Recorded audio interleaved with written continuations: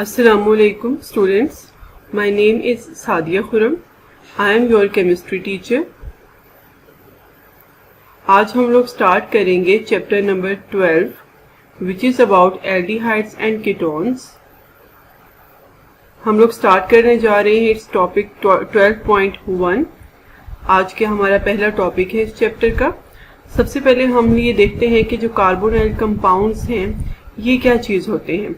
Basically जो carbonyl compounds हैं इनको डिवाइड किया गया है एल्डिहाइड्स एंड कीटोन्स में. ठीक है, जो आज का हमारा चैप्टर है एल्डिहाइड्स एंड कीटोन्स, कलेक्टिवली हम इनको कार्बोनाइल कंपाउंड्स कहते हैं. अब उसकी क्या रीजन है. सबसे पहले हम इसका जनरल फॉर्मूला देखते हैं एल्डिहाइड्स का. This is the general formula of aldehyde and this is general formula of ketones. ठीक है, आपको इन दोनों फॉर्मूलाज के अंदर एक चीज कॉमन नजर आ रही है, that is C double bond O and C double bond O. ठीक है, बेसिकली इस C डबल बॉन्ड O को हम लोग कहते हैं कार्बोनाइल ग्रुप. आप लोग चैप्टर नंबर 7 के अंदर फंक्शनल ग्रुप पढ़ चुके हैं, तो वहां आप लोगों ने देखा था कि कार्बोनाइल ग्रुप्स क्या होते हैं. तो बेसिकली इस कार्बोनाइल ग्रुप की मौजूदगी की वजह से इन कंपाउंड्स को कार्बोनाइल कंपाउंड्स भी कहा जाता है. ठीक है, वैसे तो इन दोनों में डिफरेंस है, आपको नजर भी आ रहा होगा कि एल्डिहाइड्स में C डबल बॉन्ड O के एक तरफ हाइड्रोजन है और एक तरफ R है, जबकि कीटोन्स में आप देख सकते हैं कि दोनों तरफ ही R यानी कि अल्काइल ग्रुप मौजूद है. तो ये इनमें डिफरेंस है, लेकिन अगर हम इनमें कॉमन चीज देखें तो वो हमारे पास क्या है, C डबल बॉन्ड O की प्रेजेंस है, जिसको हम कार्बोनाइल ग्रुप कहते हैं. स्टार्ट करते हैं हम लोग एल्डिहाइड्स का introduction. Organic compounds containing the carbonyl functional group, यानी कि जो C डबल बॉन्ड O हमारे पास है, are called carbonyl compounds. In a carbonyl group, a carbon atom is bonded to oxygen with a double bond. In aldehydes, the carbonyl group is bonded to at least one hydrogen atom, and so it occurs at the end of a chain. यानी कि aldehydes में ये जरूरी है कि C double bond O के एक तरफ हाइड्रोजन लाजमी तौर पे मौजूद होना चाहिए. ठीक है, इसका ये मतलब है कि हाइड्रोजन फिर चेन के सबसे एंड पर होगा, यानी जिस तरफ हाइड्रोजन है उसके आगे फिर फर्दर कोई चेन एक्सटेंड नहीं कर सकती एल्डिहाइड्स की. जो दूसरी तरफ C डबल बॉन्ड O के जहाँ हाइड्रोजन नहीं है उस तरफ ही चेन एक्सटेंड करेगी. And aldehyde can be represented by the general formula R C double bond OH, where R may be H और एन अल्काइल ग्रुप. अब यहाँ इसका क्या मतलब है कि जो हमारे पास ये एक C डबल बॉन्ड O के एक तरफ जो R लगा हुआ है, इस R की जगह हाइड्रोजन भी हो सकते हैं, बल्कि एल्डिहाइड्स कंपाउंड का, एल्डिहाइड फैमिली का जो पहला मेंबर है उसमें R की जगह H ही होता है, जिसको हम फॉर्मल्डिहाइड कहते हैं. ठीक है, तो H भी हो सकता है और H के अलावा यहाँ पर कोई अल्काइल ग्रुप भी मौजूद हो सकता है. तो ये आपके पास एल्डिहाइड्स का इंट्रोडक्शन है. क्या था इसमें, दोबारा देखें कि हमारे पास C डबल बॉन्ड O लाजमी तौर पर मौजूद होना चाहिए और उसके एक तरफ हाइड्रोजन क्या होना लाजमी है, जबकि दूसरी तरफ R ग्रुप हो सकता है. अब R ग्रुप की जगह पर अगर हम एग्जाम्पल देखना शुरू करें तो हमारे पास जो एल्डिहाइड का सबसे पहला मेंबर है उसमें R की जगह H ही होता है, जिसको हम फॉर्मल्डिहाइड कहते हैं. बाकी आगे जो सेकंड, थर्ड, फोर्थ मेंबर्स हैं उनमें फिर R की जगह कार्बन चेन ही हमें नजर आएगी. जनरल फॉर्मूला अगर हम देखें इसका, the homologous series of aldehydes have general formula CnH2NO. ठीक है, N की जगह हम अगर 1 पुट करते हैं तो हमारे पास फिर H भी यहाँ पे 1 हो जाएगा और साथ में O. तो ये इस तरह से इसकी जो जनरल फॉर्मूला, इससे हम जब N की जगह 1, 2, 3 पुट करते हुए इसका नेक्स्ट आगे सीरीज में अगला अगला मेंबर हमारे पास आता जाएगा.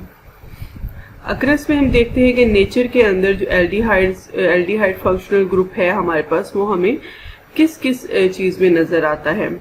तो शुगर्स के अंदर, ठीक है, आपने एल्डो शुगर का नाम सुना होगा. इसके अलावा जो इसेंशियल ऑयल्स होते हैं used as fragrance and flavours, जो ट्रीज होते हैं दरख्तों से एक्सट्रैक्ट करके कुछ ऑयल्स निकाले जाते हैं जिसमें एक स्पेसिफिक फ्रेगनेंस होती है जिसको हम एसेंस भी बोलते हैं. तो और जो फ्लेवर्स के लिए भी यूज होते हैं, जैसे आपने वनीला एसेंस यानी इस तरह के जो एसेंस वगैरह यूज किए जाते हैं खानों में, तो उनमें ये एल्डिहाइड कंपाउंड जो है ये मौजूद होता है. कीटोन्स के इंट्रोडक्शन पे आ जाते हैं. In ketones the carbonyl group is bonded to 2 carbon atoms and so it occurs with in a chain. A ketone may be represented by the general formula R C double bond O और R हमारे पास. ठीक है, यानी कि कह रहे हैं कि ये जो सी के दोनों तरफ हमारे पास ये आर और आर मौजूद है, यहाँ पर हम ये आर की जगह डेफिनेटली कोई ना कोई कार्बन ग्रुप भी मौजूद होगा, तो इसके साथ आगे एक और कार्बन भी लग सकते हैं। अगर इथाइल है तो यहाँ पर 2 कार्बन हो जाएंगे, प्रोपाइल है तो 3 कार्बन हो जाएंगे, सिमिलरली इस तरफ भी।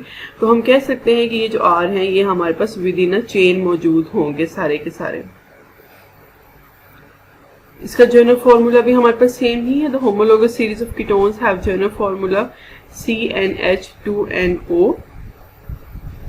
अक्रेस हम देखते हैं इसकी नेचर में, ये कैम्फर एंड मेंथोन के अंदर मौजूद होता है। ये केमिकल कंपाउंड्स हैं, इनके अंदर हमें कीटोन का फंक्शनल ग्रुप नजर आता है। नोमेनक्लेचर पे आ जाते हैं। सबसे पहले हम एल्डिहाइड्स की नोमेनक्लेचर देखते हैं। आप लोग ये चीज पढ़ते आ रहे हैं पिछले चैप्टर्स के अंदर कि जब भी हम नोमेनक्लेचर देखते हैं सबसे पहले हम उसके कॉमन नेम डिस्कस करते हैं, जिनको ट्रिवियल नेम्स भी कहा जाता है था, जो पुराने नाम थे, जो सबसे पहले इन कंपाउंड्स के नेम रखे गए थे। तो कॉमन नेम्स में अगर हम देखें, the common names of aldehydes are obtained from the common names of carboxylic acid containing the same number of carbon atoms. The ending ic acid in the common name of the acid is replaced by the word aldehyde। जो carboxylic acids हैं यानी कि हम उन्हीं से ही aldehydes का name निकालेंगे। जितने कार्बन वाले कार्बोक्सिलिक एसिड होते हैं उतने कार्बन से ही हम आगे उसका एल्डिहाइड का नेम बनाएंगे। लेकिन फर्क क्या होगा, सिर्फ जो कार्बोक्सिलिक एसिड के एंड में IC एसिड आपको लिखा नजर आता है, यानी यहाँ आपको ये नजर भी आ रहा है, ये IC एसिड जो लिखा हुआ है इसको रिप्लेस करके हमने इसकी जगह पे वर्ड एल्डिहाइड इंट्रोड्यूस करवा देना है। ठीक है, अभी हम एग्जाम्पल्स में भी देखते हैं तो आपको समझ में आ जाएगा। देखिए, सबसे पहले हमारे पास ये एक कार्बन वाला एल्डिहाइड है, इसका नाम क्या है, फॉर्मेल्डिहाइड। अगर मैं इसका कार्बोक्सिलिक एसिड के हवाले से नाम देखूं तो इसका होगा फॉर्मिक एसिड। तो फॉर्मिक एसिड में से IC एसिड हटा के यहाँ पर एल्डिहाइड लगा दिया गया, तो ये फॉर्मेल्डिहाइड इसका नाम बन गया है।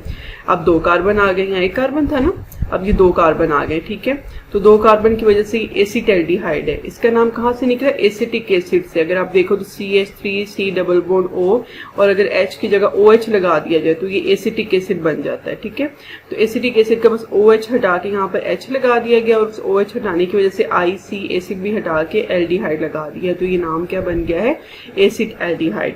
अब ये 3 कार्बन वाला आपके सामने है, प्रोपियोन एल्डिहाइड, प्रोपियोनिक एसिड से। इसी तरीके से ये ब्यूटारिक एसिड से हमारे पास ब्यूटाइल एल्डिहाइड बन गया है, क्योंकि ये 4 कार्बन है। एंड सो ऑन, कार्बन की चेन इंक्रीज होती जाएगी, हम उसी हवाले से ही इसके नाम भी बनाते जाएंगे। The positions of other groups on the chain are indicated by the Greek letters alpha, beta, gamma, delta.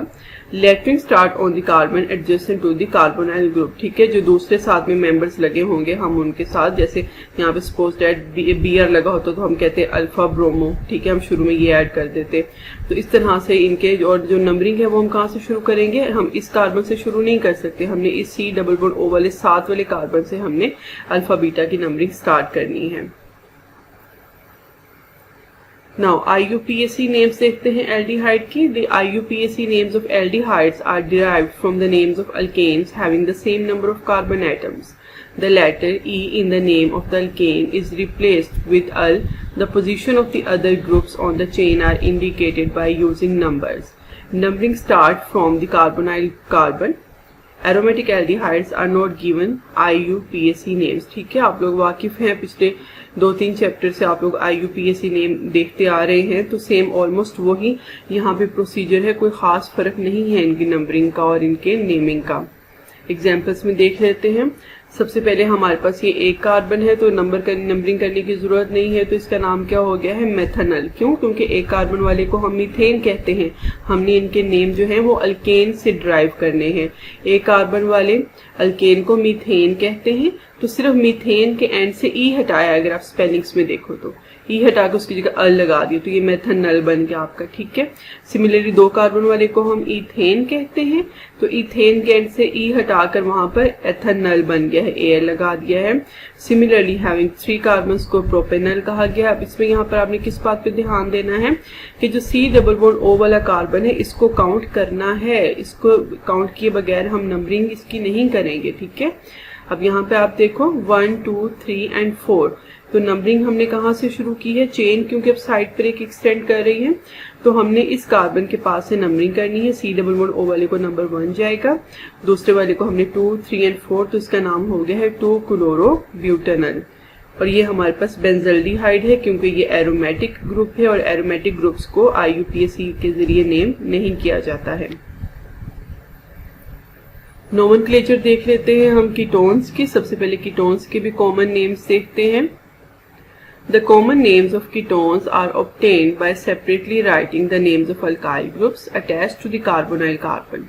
The word ketone is then added as a separate word. The names of the alkyl groups are written alphabetically. When the two alkyl groups are the same, the prefix di is added before the name of the alkyl group. Almost सारे वही ही इसके rules हैं जो आप पीछे chapter number 8 के अंदर mostly discuss करके आ चुके हैं। देखिए पहला हमारे पास क्या है जी, यहाँ पर 2 मिथाइल ग्रुप लगे तो इसका नाम डाई मिथाइल कीटोन हो गया, ठीक है। इसी तरीके से यहाँ पर आपके पास 2 अल्काइल ग्रुप हैं, इस तरफ 2 कार्बन वाला है, इस तरफ 1 कार्बन वाला अल्काइल ग्रुप है। 2 कार्बन वाले को हम इथाइल कहते हैं, 1 कार्बन वाले को मिथाइल कहते हैं। तो हम पहले इथाइल लिखेंगे, हमने अल्फाबेटिकली इनकी नेमिंग करनी है। इथाइल, मिथाइल, कीटोन, ये इसके कॉमन नेम्स हैं। The position of other groups are indicated by the Greek letters, the alpha carbon atom being the one adjacent to the carbonyl group। ये वही सेम बात है जो हमने एल्डिहाइड में कहा कि अल्फा बीटा हमने नाम देने हैं। तो C+O वाले के जो साथ वाला कार्बन है उसको अल्फा नाम जाएगा और आगे वाले को beta and so on. If the two alkyl groups in a ketone are the same, the ketone is said to be symmetrical if unlike unsymmetrical। ठीक है, ये आप जरा एग्जांपल में देखें। आपके पास ये जो पहली एग्जांपल, इसमें इस C+O के दोनों तरफ जो alkyl ग्रुप लगे हुए हैं ये सेम है, ठीक है। ये भी मिथाइल है, ये भी मिथाइल है। तो इस तरह वाले कीटोन्स को हम बोलते हैं दीज आर सिमेट्रिकल कीटोन्स। और यहाँ पर एक तरफ 1 कार्बन की चेन है और दूसरी तरफ 2 कार्बन की चेन है, तो इस तरह वाले जो कीटोन्स होते हैं उनको हम कहते हैं अनसिमेट्रिकल कीटोन्स, ठीक है। Now IUPAC names देखते हैं कीटोन्स के। The IUPAC names of ketones are derived from the name of alkanes having the same number of carbon atom. The letter E in the name of alkane is replaced with the suffix -on. The position of the carbonyl group and of the other groups on the chain are indicated by the numbers. Numbering is started from the end which is nearest to the carbonyl group. Aromatic ketones are not given IUPAC name। ठीक है, सारी वही बातें हैं जो हमने aldehyde में की। फर्क क्या है, वहां पर हम E हटाकर AL लगाते थे, यहाँ पर हमने E हटाकर ONE लगा देना है। बाकी नंबरिंग हमने उसी तरीके से कार्बोनिल ग्रुप के पास से ही शुरू करनी है और एरोमेटिक कीटोन्स को यहाँ पर भी IUPAC के जरिए नेम नहीं किया जाता है। एग्जाम्पल्स में देख लें आप लोग। नंबरिंग हम कैसे करेंगे, 1, 2 एंड 3, ठीक है। तो दिस इज 2 प्रोपेनोन। यहाँ पे नंबरिंग कैसे करेंगे, 1, 2, 3 एंड 4, ठीक है। यहाँ से नंबरिंग शुरू करेंगे, इस तरफ से नहीं करेंगे क्योंकि इस तरफ से तो कार्बोनिल ग्रुप दूर पड़ रहा है हमें, तो इसका नाम हो जाएगा 2 ब्यूटेनोन।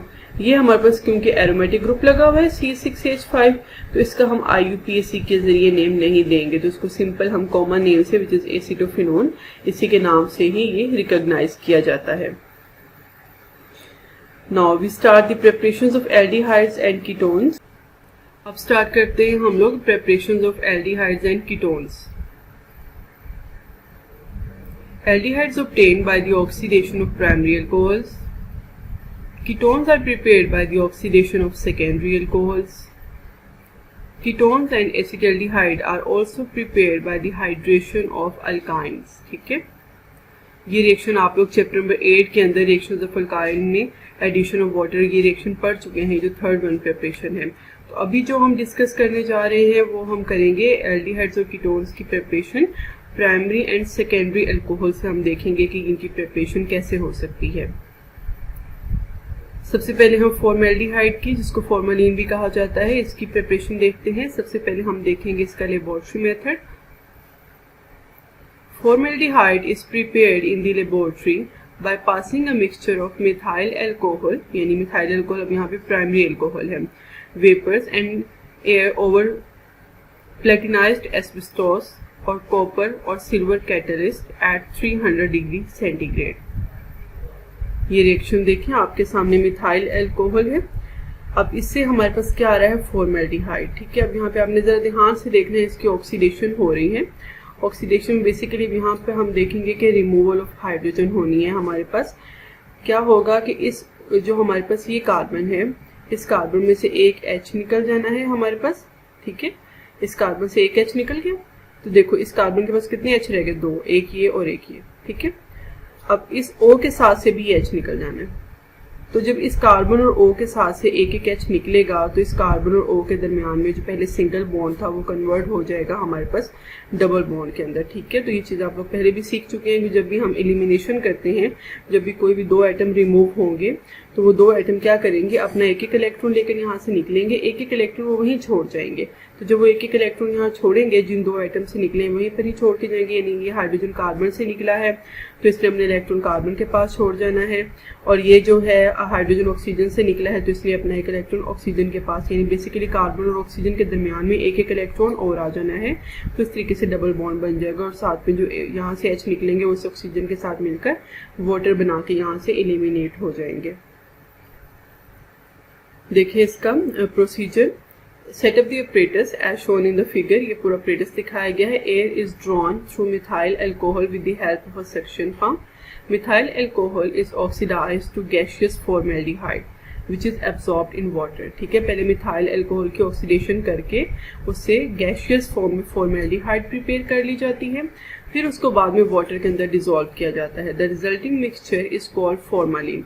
तो जो रिजल्टिंग मिक्सचर हमारे पास आ जाएगा उसको फॉर्मालिन कहा जाता है। अब ये बहुत इंपॉर्टेंट यहाँ पे आपके पास शॉर्ट क्वेश्चन है कि व्हाट इज फॉर्मालिन। तो formalin is a mixture of 40% formaldehyde, 8% methyl alcohol है एंड 52% उसके अंदर क्या चीज मौजूद है, वाटर, यानी कि ज्यादा अमाउंट यहाँ पर वाटर की मौजूद है। आप कह सकते हो कि this is a solution of formaldehyde gas, यानी कि गैस को जब हम पानी में डाल देंगे तो हमारे पास फॉर्मालिन आ जाएगा। अब हम देखते हैं इसका इंडस्ट्रियल मेथड प्रिपरेशन का फॉर्मेल्डिहाइड का। Formaldehyde is manufactured by passing a mixture of methanol vapors and air over iron oxide, molybdenum oxide और silver catalyst at 500 degree centigrade. Same reaction है जैसे हमने पीछे लेबोरेटरी मेथड में पढ़ा था, कोई भी फर्क नहीं है, सिर्फ और सिर्फ यहाँ पे कैटालिस्ट का और टेम्परेचर का यहाँ पे आपको फर्क नजर आ रहा है, बाकी रिएक्शन सेम ही है। मिथाइल अल्कोहल में ऑक्सीजन ऐड करेंगे, यू विल गेट फॉर्मेल्डिहाइड और साथ में यहाँ पे वाटर रिलीज होने हैं। इसके साथ ही आपकी एक्सरसाइज में से ये क्वेश्चन नंबर 4 था आपका, give 1 laboratory and 1 industrial method for the preparation of formaldehyde. तो ये भी इसके साथ आपका कंप्लीट हो गया एक्सरसाइज का question number 4। Now we have preparation of acetaldehyde. इसका सबसे पहले हमारे पास है laboratory method. Acetaldehyde is prepared in the laboratory by the oxidation of ethyl alcohol. अब इथाइल अल्कोहल आपके पास, इसकी हम ऑक्सीडेशन करेंगे तो हमारे पास क्या आएगा, एसिडिफाइड सोडियम डाइक्रोमेट सोल्यूशन की मौजूदगी, यानी कि सोडियम डाइक्रोमेट के अंदर सल्फ्यूरिक एसिड ऐड किया हुआ है। तो हमने इससे क्या तैयार कर लेना है, यहाँ पर एसिटाल्डिहाइड। बेसिकली ये एल्डिहाइड फैमिली का दूसरा मेंबर है, तो ये भी हमारे पास प्राइमरी अल्कोहल ही है। जो आपके पास इथाइल अल्कोहल है इसको भी हम प्राइमरी अल्कोहल ही कहते हैं। आप प्राइमरी अल्कोहल की डेफिनेशन से आप वाकिफ हैं, यानी कि वो कार्बन जिसके साथ OH ग्रुप लगा हुआ है वो कार्बन पीछे किसी एक कार्बन के साथ ज्वाइन हो या किसी कार्बन के साथ ना जुड़ा हो। जैसे कि मिथाइल अल्कोहल में वो कार्बन किसी के साथ नहीं जुड़ता, जबकि इथाइल अल्कोहल में पीछे एक कार्बन है, डायरेक्टली एक कार्बन होना चाहिए, ठीक है। तो इस तरह वाले जो हमारे पास अल्कोहल्स है इनको हम प्राइमरी अल्कोहल्स कहते हैं।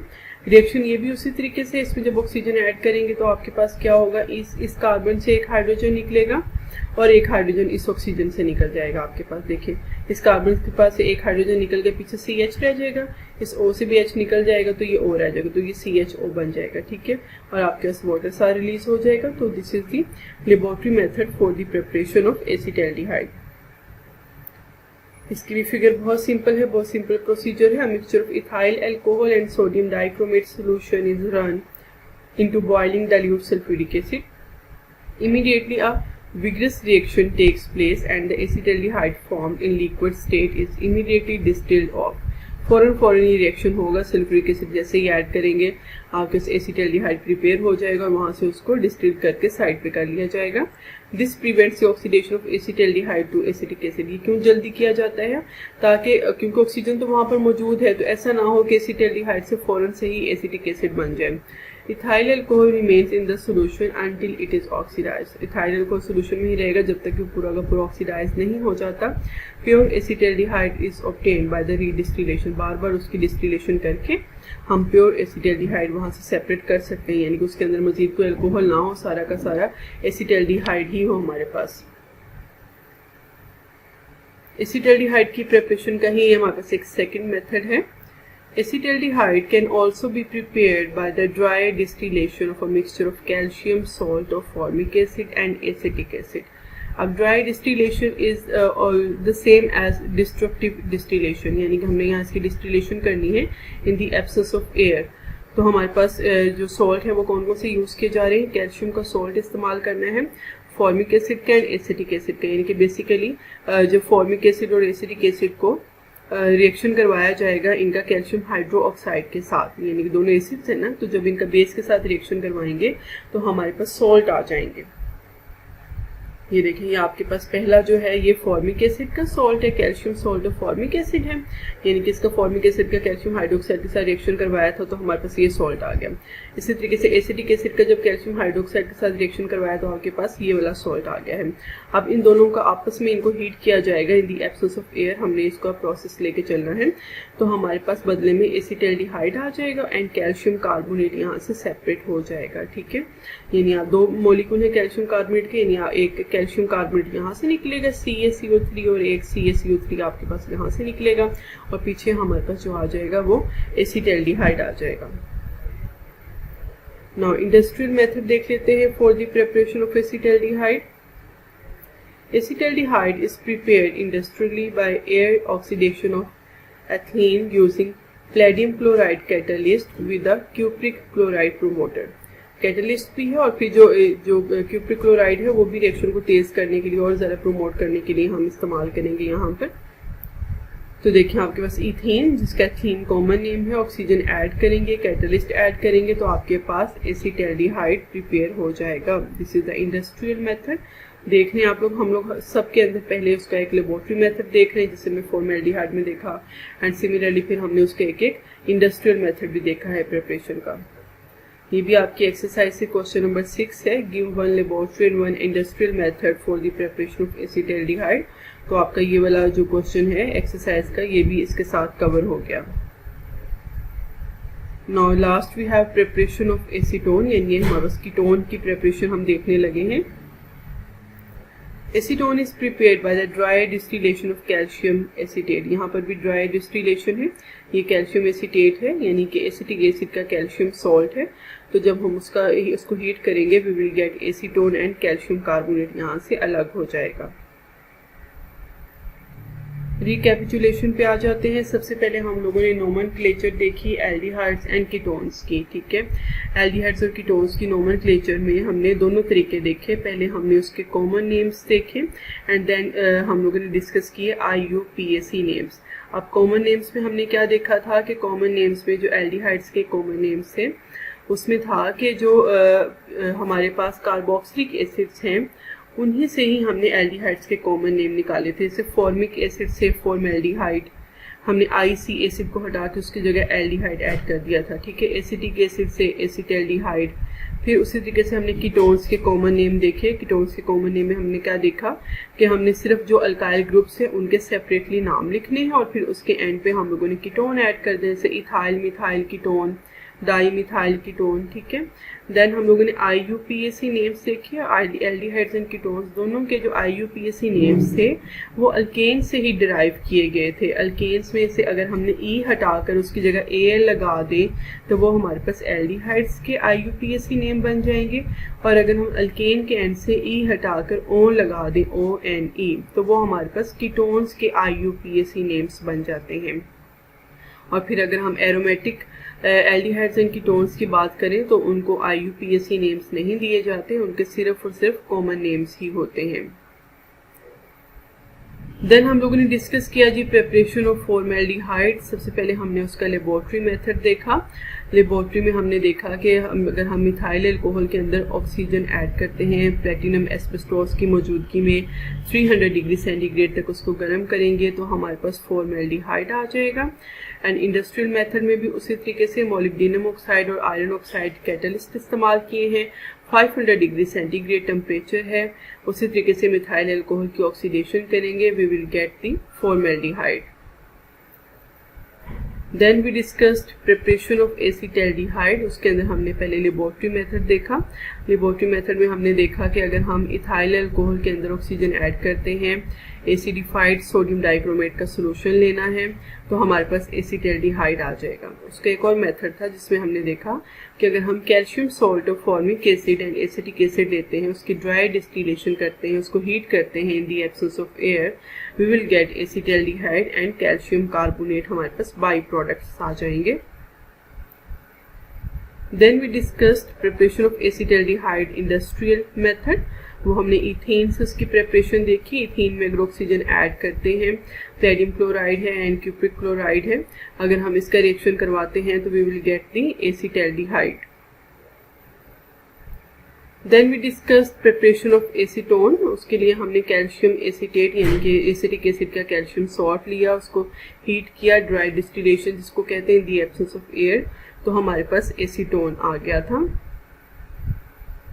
Then you have an assignment. Question number 1. Write down the structure of ethyl methyl ketone and write down its IUPAC name. Question number 2. Write down the products obtained by the oxidation of methyl alcohol and ethyl alcohol. ठीक है, methyl alcohol से आपने अलग reaction करके पूरा बताना है कि आपके पास क्या प्रोडक्ट्स आ जाएंगे। देन इथाइल अल्कोहल से write names of some oxidising agent. कुछ ऑक्सीडाइजिंग एजेंट्स के नाम आपने लिखने हैं, बहुत सिंपल शॉर्ट क्वेश्चन दिए हैं आपको। And the last one is what do you mean by dry distillation. 2-3 दफ़ा हमने ड्राई डिस्टिलेशन की टर्म इस्तेमाल की है प्रिपरेशन में, तो आपने बताना है कि ड्राई डिस्टिलेशन का क्या मतलब है। ठीक है, that's all about our today's topic. Thank you.